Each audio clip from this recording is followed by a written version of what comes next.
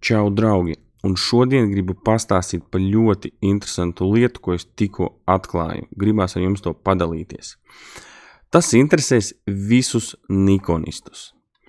Kā jau nikonisti daudz zina, varbūt nezina, tad Nikonam var ļoti viegli jebkurai kamerai saprast viņas noskrējienu, jeb mehāniskā slēdža, cik kadri ir uztaisīti.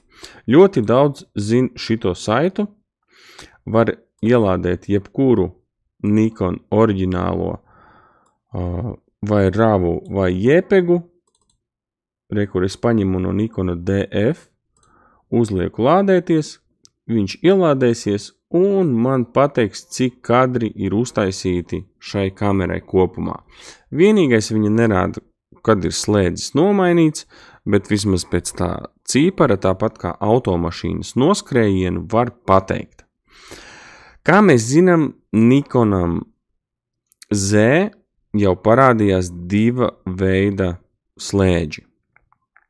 Man Nikonam DF ir 89,000 kopā nobildēti. Pie 50,000 es mainīju slēdzi.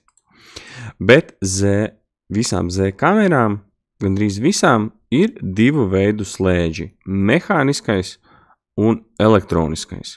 Mehāniskais ir tāpat kā visām iepriekšējām kamerām, kā šiten kustās mehānika, un tā ir mehāniska kustība, kas notrinās, nolietojās, kuru jāmaina pēc 100, 150, 200, 300 vai 500,000. Un otrais ir elektroniskais slēdzis, kas nekādas mehāniskas darbības neveic, un kamēr elektroniski kamera strādā, tikmēr var vienkārši bliest. Tas nozīmē, ka kamera šajā režīmā ir nenokaujama, jo nenotiek mehāniskas darbības, līdz ar to kamera strādās, kamēr paši nesalauzīsim, to nenočakarēsim. Un es, piemēram, kopš šī brīža nezināju, ka var noteikt Nikonam Z gan mehānisko, gan elektronisko slēdža resursu. Parādījās viens interesants softs, kur ir mājaslapa, es uzlikšu arī apakšā linku. Lēni lādējās, es ieliku arī linku uz failiem LV, lai jūs varētu ātrāk to lejupielādēt. Un viņa nosaka pēc bildes, bet tikai pēc RAW bildes, cik ir daudz noskrējiens, gan mehāniskais, gan elektroniskais. Rekur, es šajā lapā ielādēju no Nikona Z6 RAW failu, viņš tagad lādējās iekšā, un rekur man parādīts, ka manam Z6 ir noskrējiens 109,000. Rekur, šis interesantais softiņš, ko mēs tūlīt atvērsim, ielādēsim to pašu Z6 failu, un total count, jeb kopējais noskrējiens ir tāds pats, un mums parādās rekur, ka mehāniskais ir mehāniski uztaisīti 68,000 kadru, bet elektroniski 41. Tas nozīmē, pa lielam šī kamera ir nolietota uz 68,000 kadru, jo šie 41 īsti neietekmēja kameras resursu. Atmiņas kartes resursu un fiziski, cik jūs pogu uzspiedāt reizes. Lūk, tagad es izvēlējos pēdējās bildes no visām savām Nikon kamerām un pieliku arī no DF-a. Reku no Nikona DF-a. Pamēģināsim sākumā atvērt DF-u.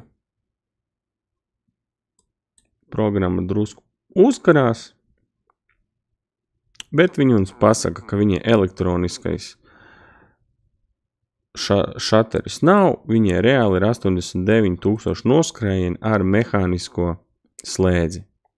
Nu, sāksim pēc kārtas, paņemsim Z6.